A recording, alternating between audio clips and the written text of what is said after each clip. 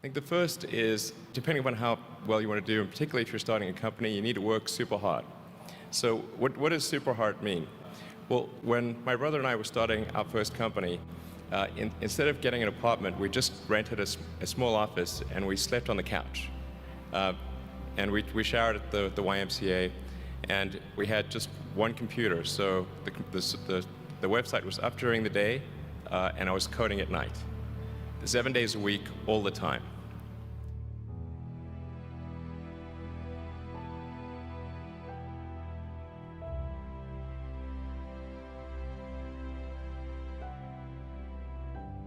Work hard like every waking hour. That's the thing I would say particularly if you're starting a company. And I mean, if you do simple math, you say like, okay, if somebody else is working 50 hours and you're working 100, you'll get twice as much done in the course of a year as the other company.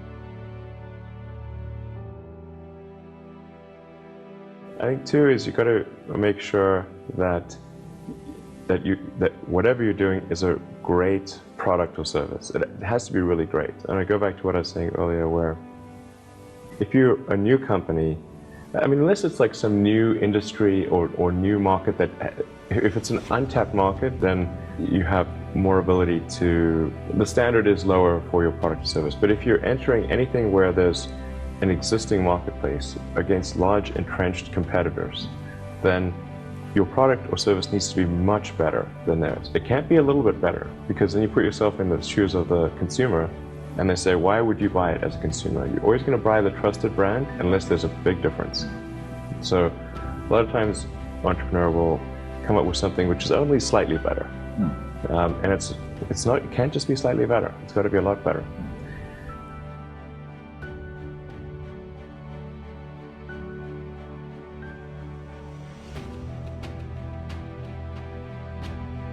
The other thing I'd say is that if you're creating a company or if you're joining a company, the most important thing is to attract great people. So either join a group that's amazing, that you really respect, or if you're building a company, you've got to gather great people. I mean, all a company is a group of people that have gathered together to create a product or service. And so depending upon how talented and hardworking that group is, and the degree to which they're focused cohesively in a good direction, that will determine the success of the company. So do everything you can to gather great people if you're creating a company.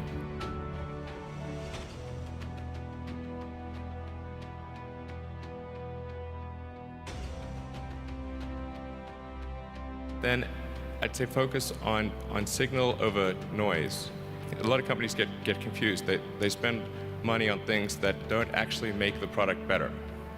So, for example, at Tesla, we've never spent any money on advertising. We put all of the money into R&D and manufacturing and design to try to make the car as good as possible. And I think that's the way to go. So for any given company, just keep thinking about, are these efforts that people are expending, are they resulting in a better product or service? And if they're not, stop those efforts.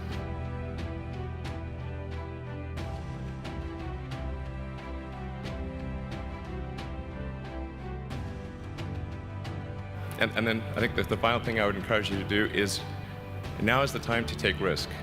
You don't have, you don't have kids, but as you get older, your obligations increase. And once you have a family, you start taking risk not just for yourself, but for your family as well. It gets much harder to do things that might not work out.